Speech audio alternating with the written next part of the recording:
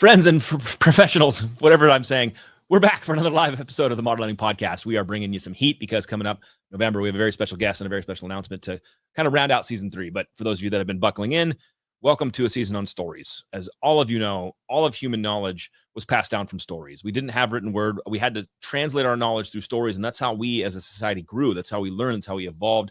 And the mortgage industry, it's interesting. We come through this mentorship style learning field. There's no school of mortgage banking. You didn't go class. You sat behind somebody who mentored you, shared thoughts with you, and you built your career on the backs of giants.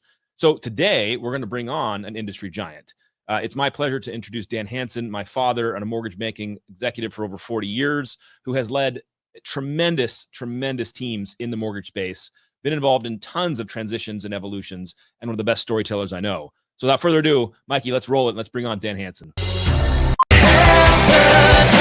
Coming around again. Termination of all that we could have been. In a world where no one bothers, it is hard to believe in the truth and ignore the dreams of others with nothing to lose.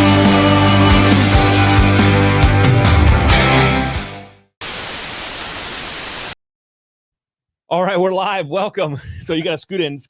We got to bring it tighter into the shot. We're in the studio. This is always fun to get back together in person because COVID changed the world. True. Still changing the world. So Dan, thanks for joining. Hey, it's exciting to be here. Yeah, we got to bring you in and have some conversation. So for those of you that have listened to past seasons or past episodes in this season, the theme's been stories. We've been talking about things that have been transformative, things that can help. Really with the vein of understanding that our audience is mortgage professionals. It's the people out there who are selling every day, building relationships, being challenged by the changing world and the changing industry, evolving and adapting, and some of the greatest and craziest salespeople we know. You've had the pleasure of knowing many crazy salespeople. many crazy salespeople. So to kick us off on stories, we're going to do an easy one to kind of build in here. Okay. But how'd you find the mortgage industry? How did you get introduced to it?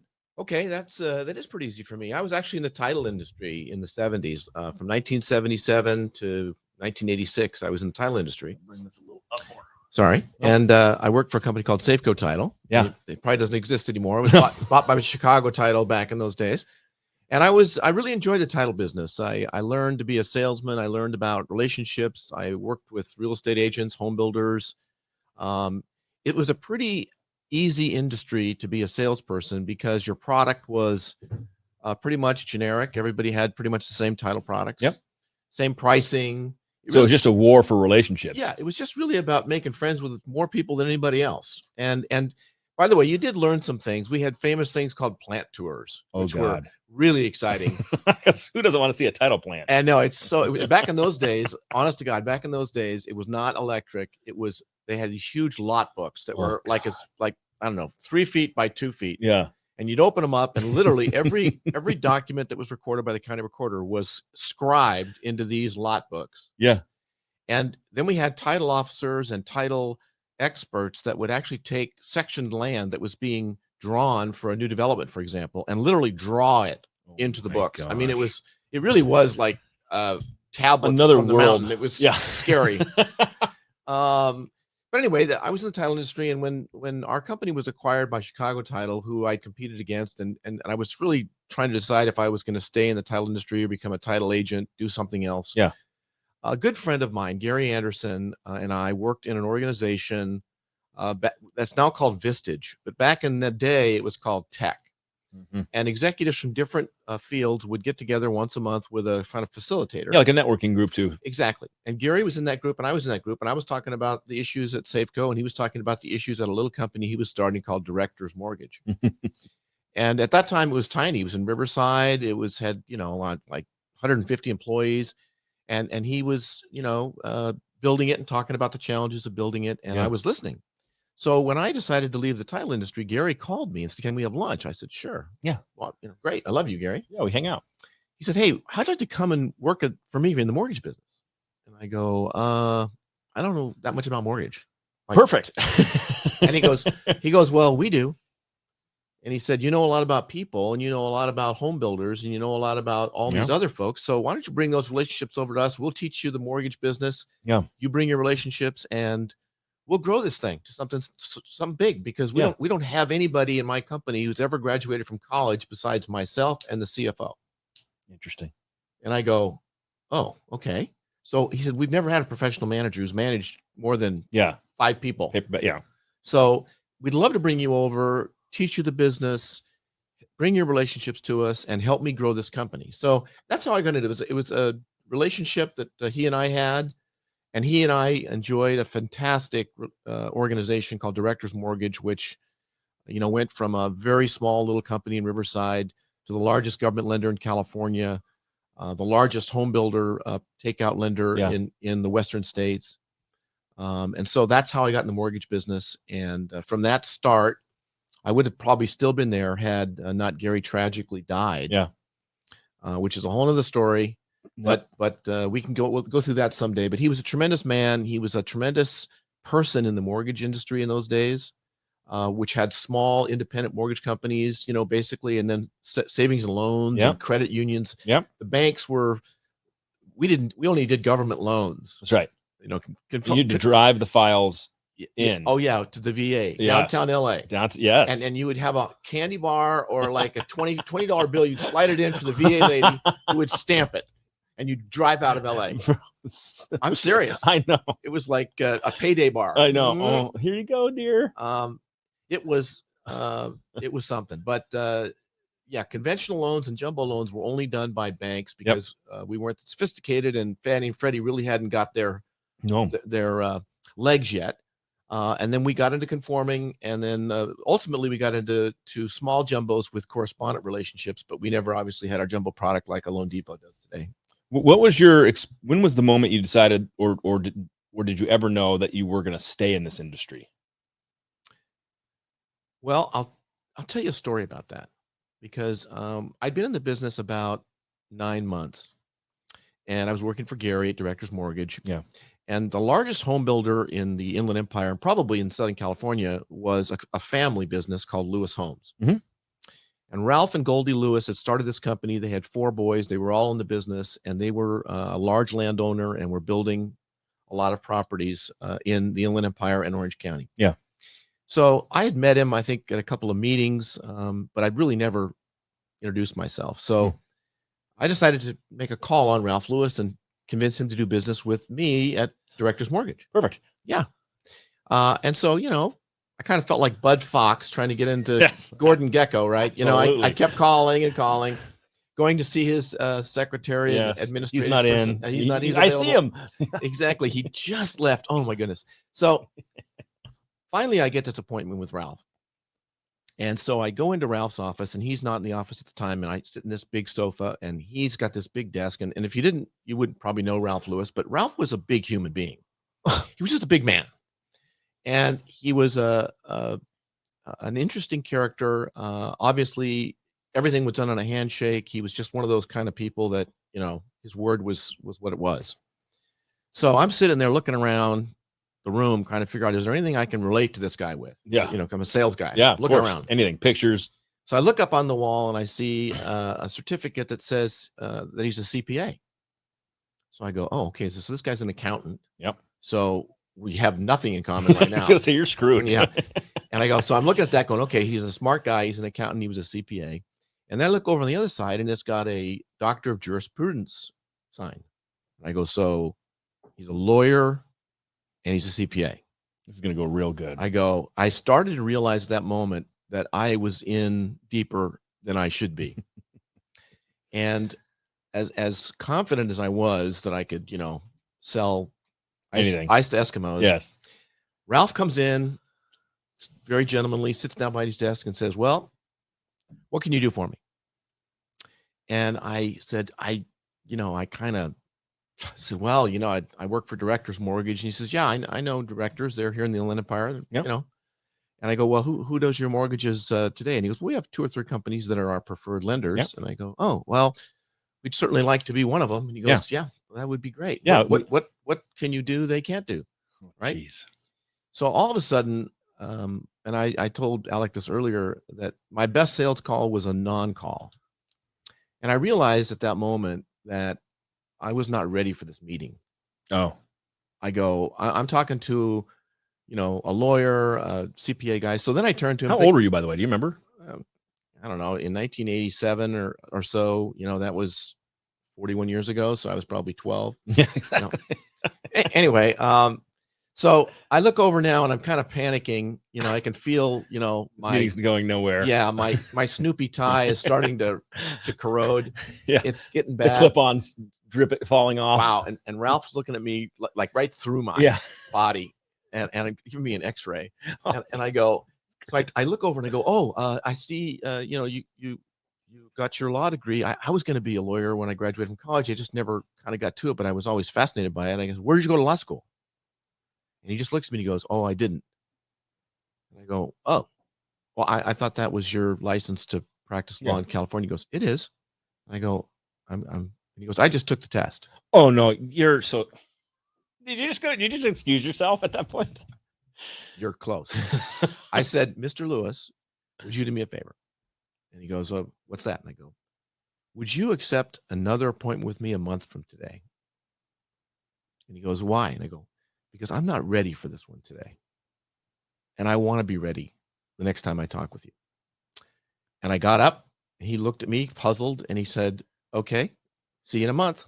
I go, thank you, Mr. Lewis. And I left. And I walked out to my car, and I realized, and the lesson I realized was that to be a top salesman, to be a great salesman, you have to know enough. You have to understand what you're trying to do, and you have to have learned enough about your customer that you don't look like I did in this meeting. So I left that meeting determined that I was going to be the best mortgage salesman in the history of mortgage sales, which of course never happened. But what I did do is they had 14 active communities that they were building in the Inland Empire, all over the place. Yep. I drove to every single community. I met with their sales manager there. I talked to them about their product. I knew the names of all their communities. I had a book that I was writing down the name of the community, the models, the pricing, all this stuff. And then I talked to them about the kind of customers they're getting, where they're coming from, and I was just gathering information on each project.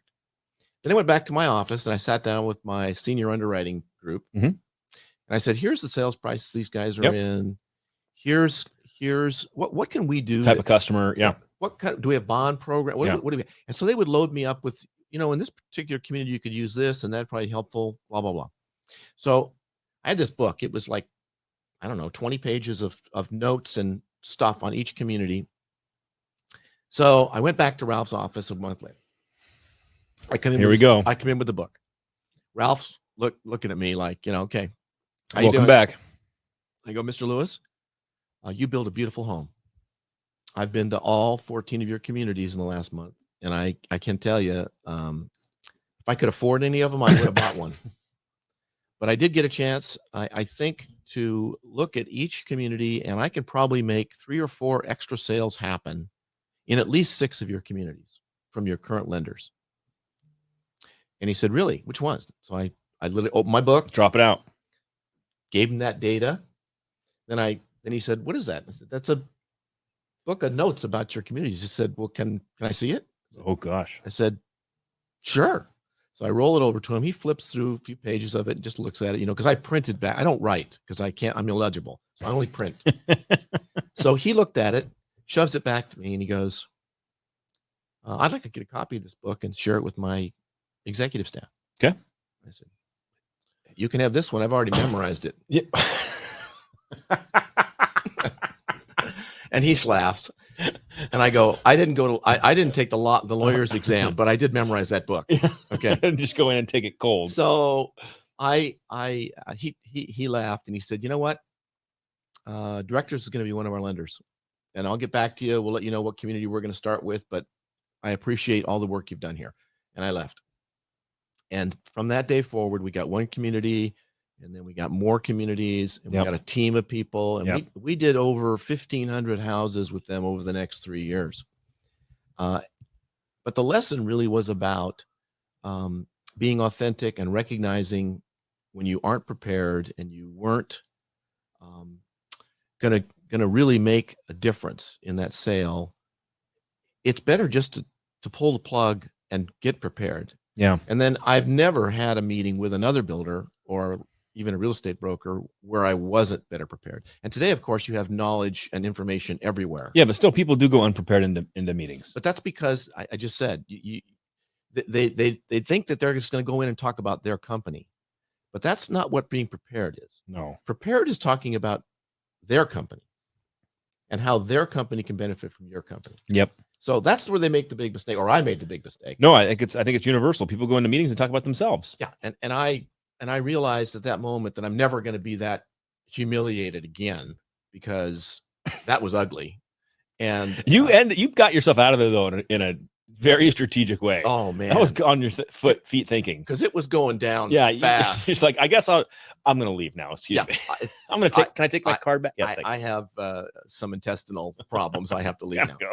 That's almost better. It's just no, but I was just dead honest with the man, and we had a great relationship with the Lewis family and all of his sons. I've known them for a long time, and so it was a very pivotal moment in my sales career, and it also I started to recognize the value of mortgages versus title, for example. I mean, everybody gets a title policy, and that's great, but mortgages actually enable people to own something. We are at the critical end between the intermediary, which is the realtor or the home builder, and the consumer. Yeah. And we put those two together, and we give the consumer the power to acquire what they desire and what they dream and what they sustainably can handle. Yep. Right.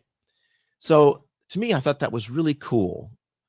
And I met so many great people in the mortgage business who were talented in what they do. And I continue to after all these years. I mean, I can't tell you how many people have been incredibly talented, from the builders to architects to even real estate agents and real estate brokers who would have incredibly good insights on how to build their business. So I fell in love with the mortgage business after that beating, and I loved the fact that the sky was the limit. You could do however hard you wanted to work, however much you wanted to earn in your life, how many people you'd want to serve, you could do it in the mortgage space. That to me was pretty exciting. I still think it's one of the hidden gems of the industries of the United States. Just people don't understand what's here. Yeah, well, like you said, there's not a university where you get a degree in mortgage banking. Although, back in the day, they did have mortgage banking school. And this is kind of ironic because as soon as I got to directors, basically Gary said, you're going to Illinois, you're going to Northwestern University for a 2-week mortgage banking. Oh, 2 weeks. 2 weeks. There you go. And that's all the knowledge you could learn is 2 weeks. That's all you need. That's right. That's the depth of the industry. So I went back with a bunch of other people from all over the country, because that's where they held the mortgage banking classes. And took the class. Oh gosh. And learned quite a bit over 2 weeks that I didn't know. I mean, literally how to qualify a borrower, how to do MI, how to calculate ratios. I mean, some stuff that was just basic. Yeah. But I didn't know. Yeah. And the guy who handed out the graduate certificates, ironically, at that class was the president of the MBA, Angelo Mazzello. No. Yes. I didn't know that. Yes. That is wild. That is very strange. I didn't know him from Adam, by the way. Of course. At that time. Well, and it wasn't he wasn't who he was in our industry till much later than that. But he was a countrywide. Countrywide was not countrywide back in those days. Yeah. Wow. So anyway, that was an interesting tidbit. But there was a school, and it was actually even that 2 weeks with the minimal amount of information you can get in 2 weeks, you pretty much learned, the basics. Yeah. And then you have to, as you said, you have to learn it file by file, person by person, talk to your underwriting and ops staff, and they train you up the best they possibly can. With pain and whips and then you go out there and try to sell the whole thing as opposed to you. That's the other thing. You cannot sell you. You have to sell the whole team, because the whole team is you. Yeah. And I think as a mortgage person, a title guy, frankly, I could just sell me. Yeah. Because the title policy is pretty much the title policy. Weren't a lot of differentiators, right? No pricing and policy differentiators. So it's just really me.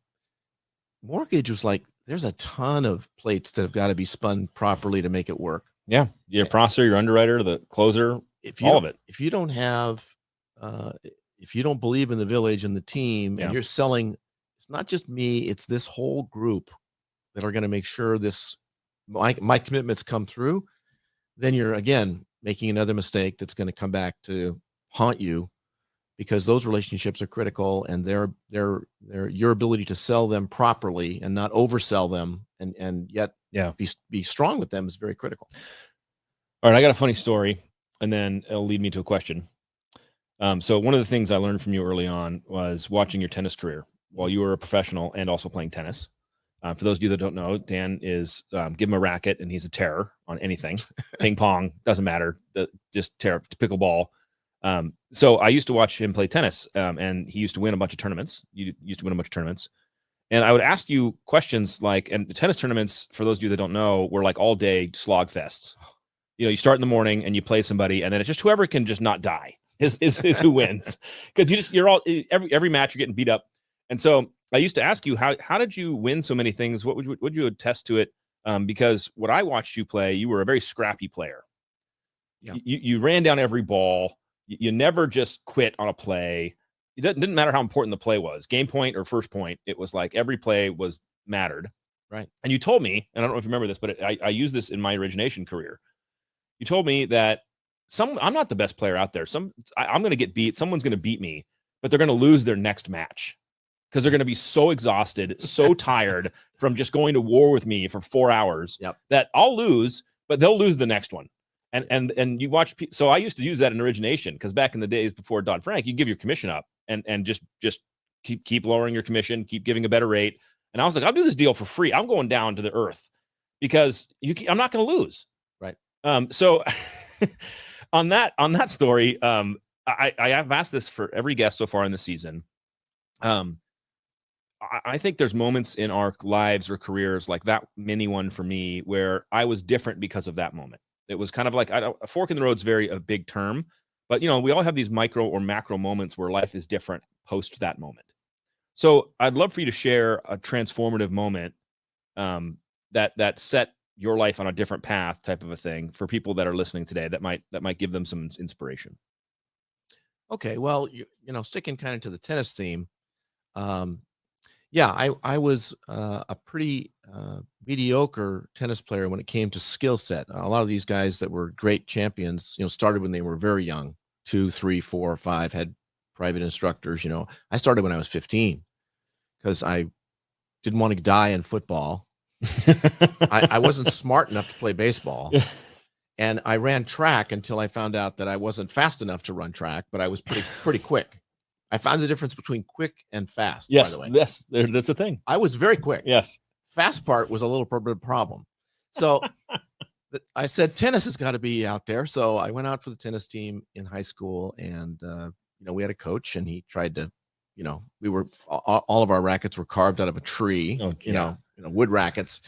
And I just refused to let a ball get by me.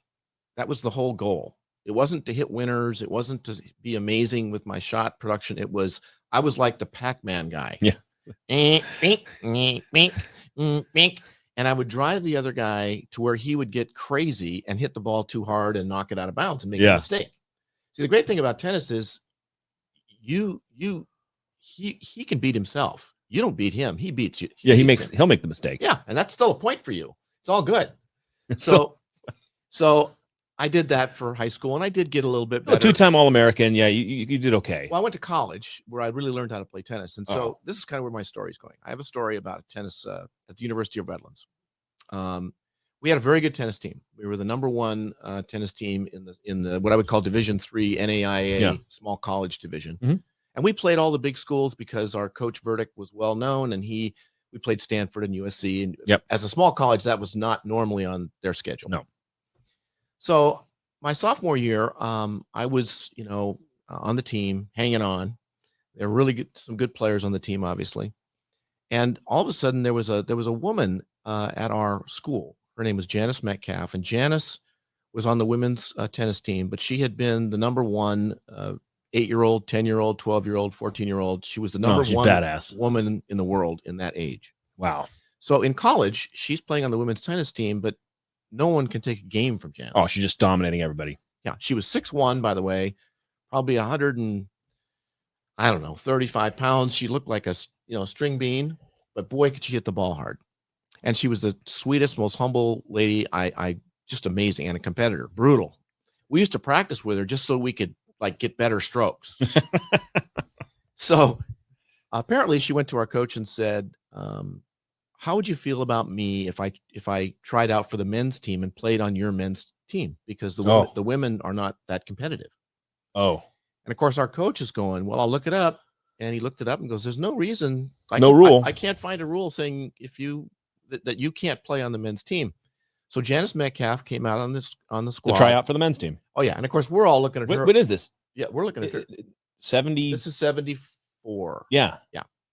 So she comes out, and we know her already. Well, yeah, because she's been hitting. The tennis. Yeah. And we're going, well, okay. And so a couple guys are very upset because they're thinking she's going to take their spot on the ladder because it's a very competitive ladder. Yeah, that she's going to kick them off. They weren't pleased, right? No. Janice is going to take your lunch. So long story short, Janice made the men's team. Really? And played all season with us on the men's team. And I can just tell you, all the ladies that may be watching, Janice was a force of nature. And whenever we would play another school, this was always the fun part of the whole thing. Oh, they see Janice walk out. Well, first of all, we'd all pile out of the van, which I'm sure Janice really enjoyed being in a van with 6 sweaty guys. But she comes out, she's in a sweatsuit with a hat, her hair up under her hat, and a sweatsuit, and she walks out. And at first, they don't know that she's a lady right away. It just doesn't dawn on them. They aren't thinking about it. And then all of a sudden, some poor guy realizes, oh my God, I'm playing Janice. I am playing a lady, right? And this is 74. I mean, if you lose, well, in those days, that was a real macho deal, right? Oh, well, the problem with that is it wasn't hard to lose to Janice.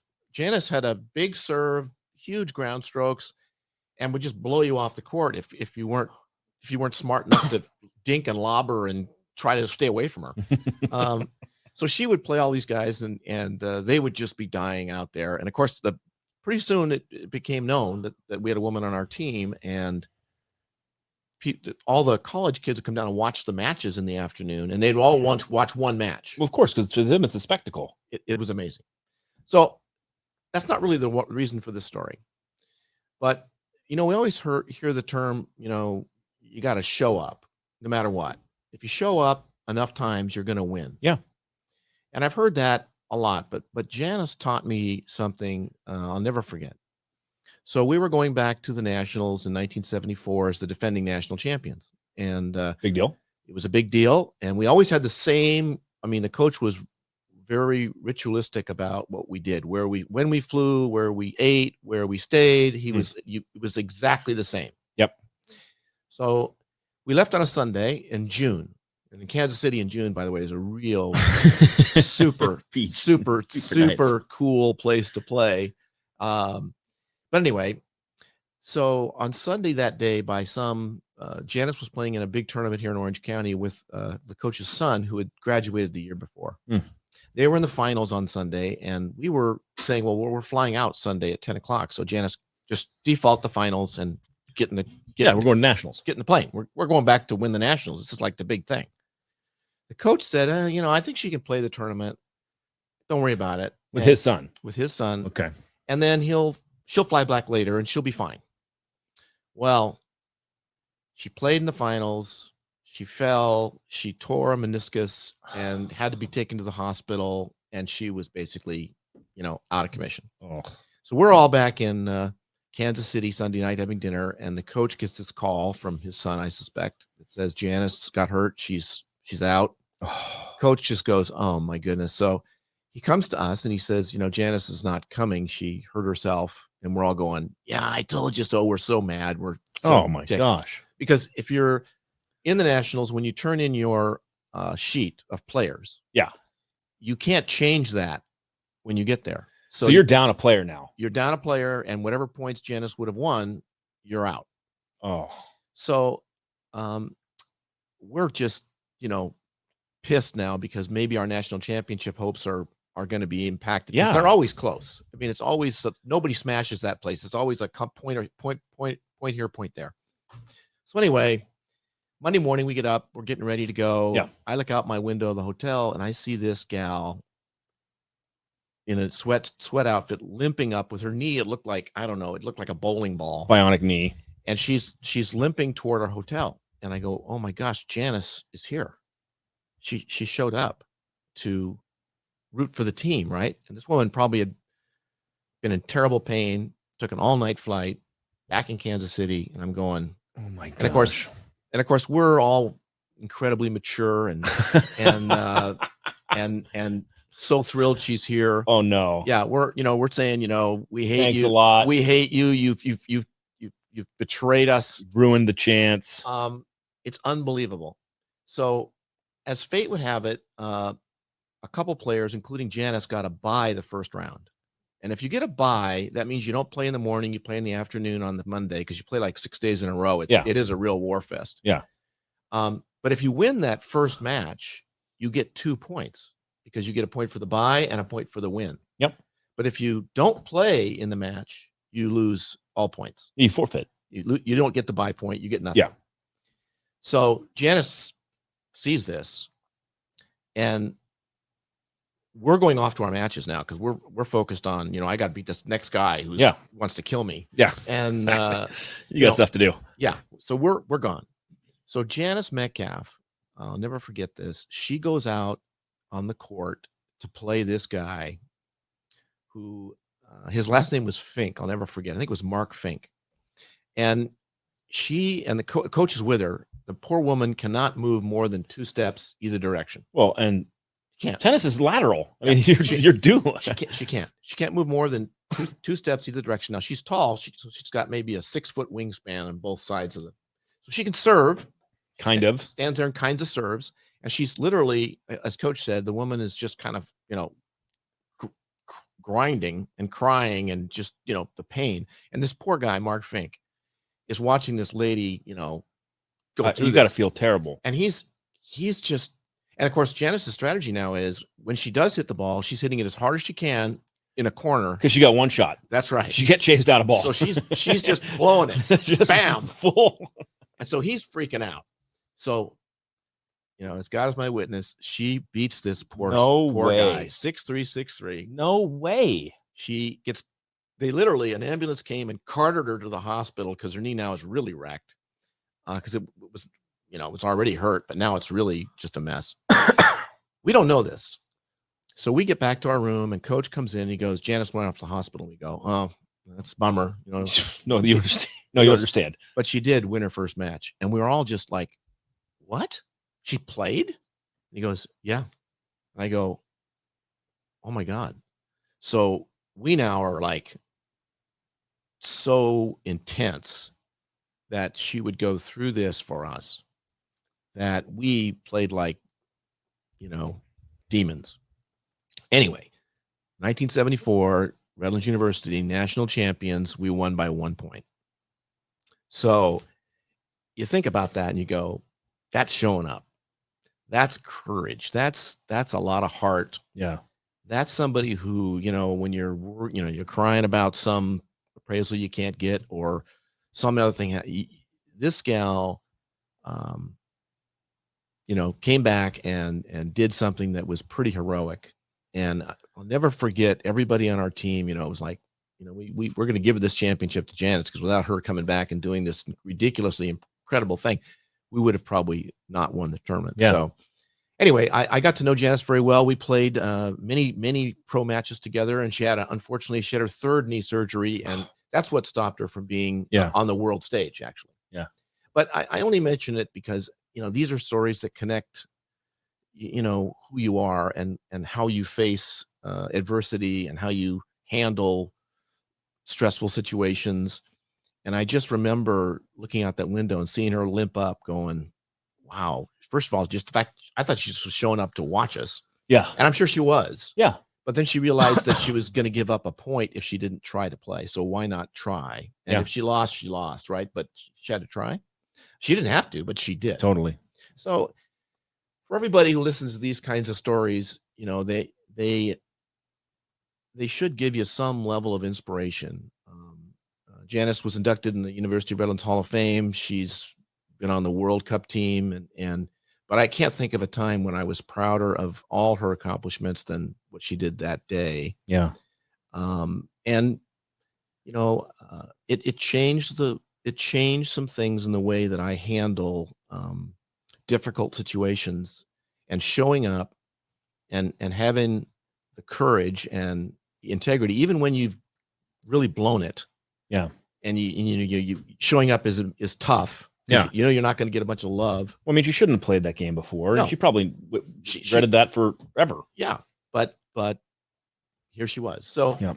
that was a tennis and athletic story. And I'm sure if you've ever been in athletics, anybody who's listening to this, you've had similar kinds of strange things happen on an athletic field where people did superhuman stuff. Yeah. And it changed the way what you could do. Like if Janice can come out and fly all night long, Yeah. and get out here and do this with a broken leg, Yeah. I probably can win my next match against this guy. Yeah. My leg doesn't hurt too much. Exactly. So that was an interesting, a great story of a great woman who showed all of us what heart was about. Well, let me ask you this, because we got a few more minutes to unpack some more stuff here. You've been in the mortgage industry a while. Yes, since 1986. 86. You've seen a lot of different things. Mhm. What's a story from the mortgage industry that stands out for you? Whether it was a team coming together, a personal performance from something, a situation somebody did, you know, what do you recall from all the stories you've amassed that stands out for you? That would be relevant to the sales people out there today that are really trying to figure out, you know, I think we're on the edge of potentially a very, very difficult market. Mhm. It could be another, not great, but good market, or it could be really difficult, Mhm. or it could be fantastic. Rates could come, you know, we're in all this uncertainty. What stands out for you in your experience that might be helpful? Well, you know, when you've been in something for a long time, the one thing you do get, aside from the experiences you've had and the pain that you've endured, Scars and I mean, you know, if you look at the 80s, the 90s, the 2000s, the 2010, if you look at every decade, yeah, and now I'm like in my fifth decade, it's kind of terrifying. Each one of them had significant crises that changed the mortgage industry and had people get out of the business, quit, react, you know. yeah, And I mean, in the 80s, it was the S&L crisis that just, Yeah. you know, crushed everything, and everyone thought it was basically the mini Great Recession that we Yeah. had later. Yeah. Right. precursor. Yeah. It changed the way in which we operated in the mortgage space. In the 90s, you know, we had a tremendous refinance boom, just like this. 1993 was not like 2020, but it was very similar. Yeah. When that happened again in 2003. Well, 2003 was amazing. It was like everybody was doing refis. It was crazy. And then 2004, rates started to move up, and all of that I would call, I don't want to say flab, but all that bad, you didn't have to fish. The fish just jumped into the boat. Yeah. So all the fishing skills were like Atrophied. weaker. Yeah. So 1994, rates started moving up. Companies had to react. So there was layoffs. There was all kinds of cost movements. Sales was much harder. You know, it was very difficult. The rest of the 90s, you know, were bumpy. There was a lot of every year was a little different, choppier. Yeah. And you know, and I think I would say to certainly all the loan originators on this podcast that, you know, we're going to a different, not only are we going to a different market, but we're going to a different way in which we're going to access our business. Yeah. That's a double transition. Yeah. Okay? Yeah. It's not just interest rates going, may go up or whatever. It's the consumer's the customer. And in the past, we never thought of the consumer as our customer. We always thought of our referral partners as our customer, and we devoted all of our marketing to the referral partners, Yes. none to the consumer. None. They Zero. were just a byproduct Yeah. of our relationship with the referral partner. Yeah. Today, that is clearly moving. Yeah. And we are now, you know, seeing that we're getting to the top of the funnel, and the realtors are actually, according to Tom Ferry, 50% of their commissions in the future are going to be split with likely a lender who's referring them a borrower. That's a dramatic Yeah. change, right? So everyone who's listening, what I would say to you is that you can't think you're just going to worry about interest rates going up and down and sell the same old, Mhm. rate and term refinance Yep. or purchase a new home. It's going to be, how do I get to the consumer, gain their confidence? Yeah. How do I get to the top of the funnel and succeed? And I know we're trying to do that here at Loan Depot dramatically. Yeah. Many people on this call are doing a tremendous job getting that done. Yeah.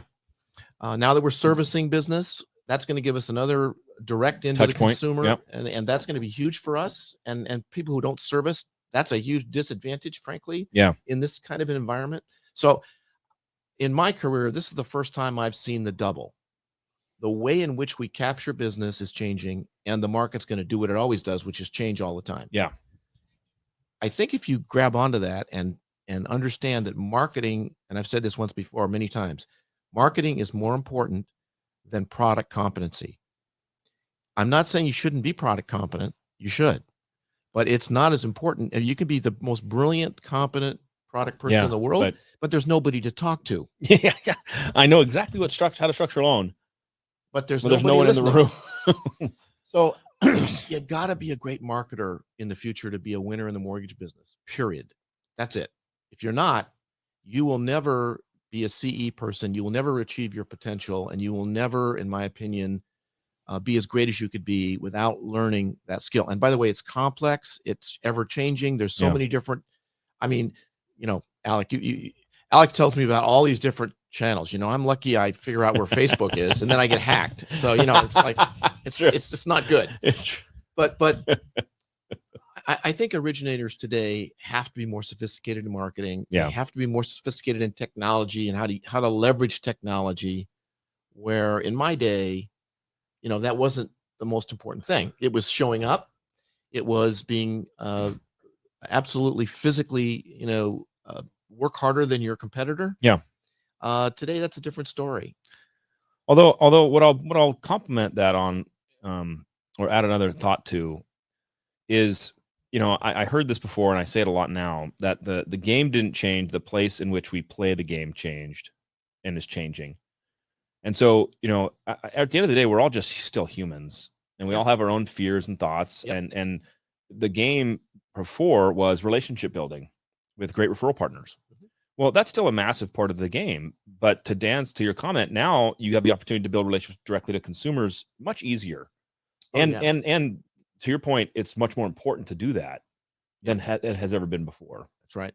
And so I think that's one of the things that I think challenges the industry is we were taught a certain way on how to do our trade. Mhm. And now that's changed, and it's disruptive, and there's new things. And And I think, we've seen interest rates move up and down. We've Yeah. seen regulatory oh my God, scrutiny go up and Yeah. down, right? And we're seeing it again. And again, we're going to be looking very much at how we do our business, not just how much we do, but how we do our business. Yeah.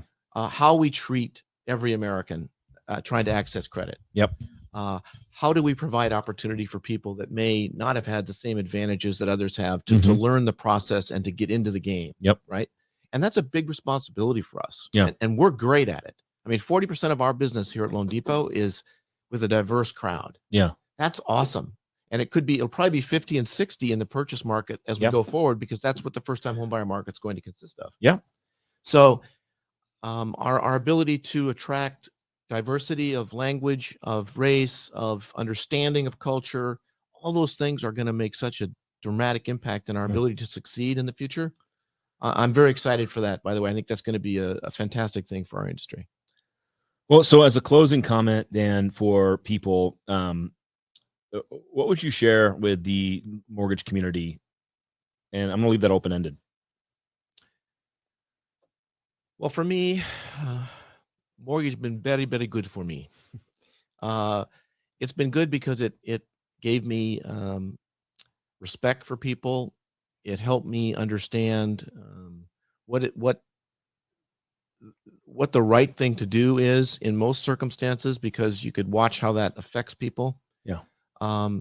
You've seen people who did not have that kind of integrity fade out in our business. They might do really well for a while. Yep. And they kind of burn out themselves and everybody else. Yep. I've been blessed.